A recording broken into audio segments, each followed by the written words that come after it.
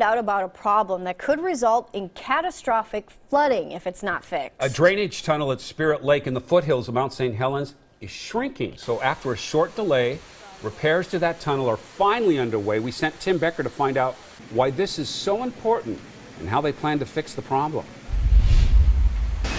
Behind me here is the only opening for Spirit Lake, and about a mile up that tunnel, the ground has risen a couple of feet. Well, the U.S. Army Corps of Engineers says that is threatening to constrict what would be a safe water flow.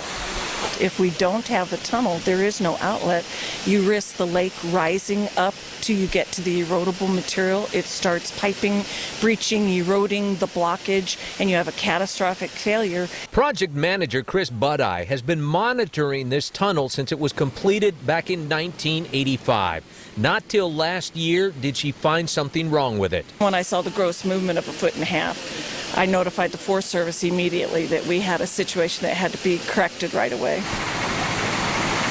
I found out the construction company had hoped to begin work in December, but the record rainfall and the need to keep the drainage tunnel open changed that. It's a remote-controlled excavator with a grinding head attachment. Also, this crucial piece of equipment arrived late, held up by shipping issues. Construction manager Brad New tells me they'll use it to dig out the roughly 40 feet of rising ground inside of the tunnel. They'll also reinforce that same area with these steel ribs. It's always a mystery when you start opening it up underground. You think it may act one way when you open it up. It may do something totally different. That's our biggest concern. The hope is to maintain regular water release into the North Fork of the Toutle and other rivers.